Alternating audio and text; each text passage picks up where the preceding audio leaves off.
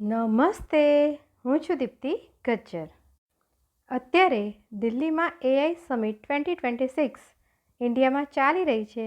તો આજે આપણે પણ થોડી એઆઈ વિશે વાતો કરીશું. આપણે આપણા રોજબરોજના જીવનમાં ક્યાં ક્યાં એઆઈનો ઉપયોગ કરીએ છીએ. આપણે સવાર પડે જ વેધર ચેક કરી શકીએ છીએ.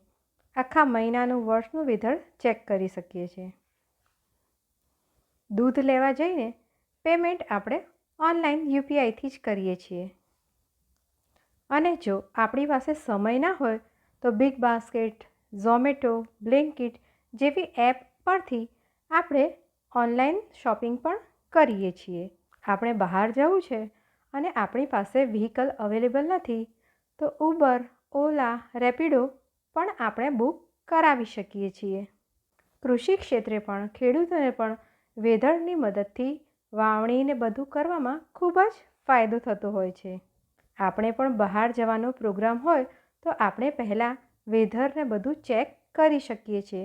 તો આપણે આપણો પ્લાન કઈ રીતે બનાવવો તે આઈડિયા આવે છે. રેલવેમાં મુસાફરી કરવી હોય તો આપણે ઓનલાઈન ટિકિટ બુક કરાવીએ છીએ.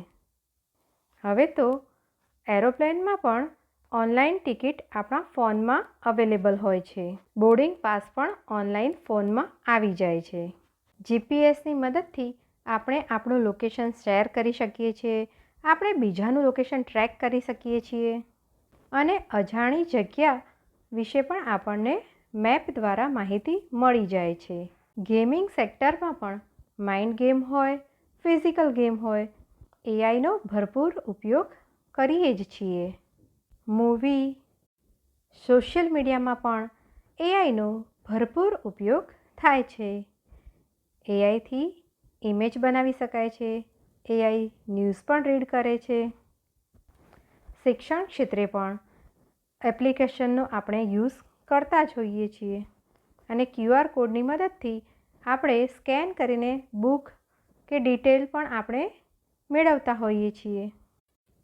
સૌ પ્રથમ એજ્યુકેશન માટે ક્યુઆર કોડ યુઝ કરવાનો વિચાર પણ ભારતમાં જ આવ્યો હતો અને એ બુક્સમાં ક્યુઆર કોડ ઉપયોગ થયો. શેર માર્કેટ અને આઈટી ક્ષેત્રમાં એઆઈનો તો ભરપૂર ઉપયોગ થાય છે. તો જોયું ને મિત્રો, આપણે અત્યારે હાલની જિંદગીમાં પણ એઆઈનો ભરપૂર ઉપયોગ કરીએ જ છીએ અને હજુ હરણફાળ પ્રગતિ કરવા જઈ રહ્યા છીએ. હેલ્થ સેક્ટરમાં પણ એઆઈની મદદથી ઓપરેશન વગેરે થતું જ હોય છે. આપણી સ્માર્ટ વોચ આપણું બીપી, ઓક્સિજન, હાર્ટ રેટ બધું ટ્રેક કરી શકે છે. એ આપણે જાણીએ જ છીએ. સ્માર્ટ વજન કાંટો પણ આપણું બોડી સ્કેન કરીને બધી જ ડિટેલ આપણને આપે છે. એ પણ આપણને ખબર છે. Washing machine, TV, telephone, mobile, robot vacuum and mop, smart speaker, remote, drone, કેટલા ગેજેટ આપણે યુઝ કરીએ છીએ જેમાં એઆઈનો યુઝ થાય છે. તો જોયું ને મિત્રો, આપણે કેટલી જગ્યાએ એઆઈનો યુઝ કરીએ છીએ. આર્ટિફિશિયલ ઇન્ટેલિજન્સનો. રક્ષા ક્ષેત્રે પણ એઆઈનો યુઝ થાય છે. ટૂંકમાં પાણીમાં, પૃથ્વી પર, અવકાશમાં બધે જ એઆઈનો યુઝ થાય છે.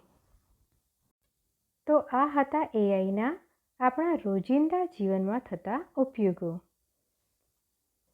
એઆઈ એ આપણા જીવનનું એક અભિન્ન અંગ બની ગયું છે.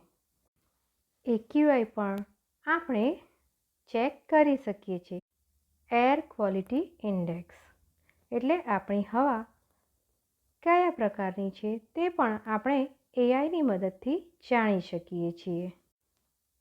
ભલે આપણે આ ટેકનોલોજીનું નામ એઆઈ આપ્યું છે, પણ એ ભૂલવું ના જોઈએ કે આ એઆઈને રચનાર એક માણસ જ છે. માણસની બુદ્ધિ.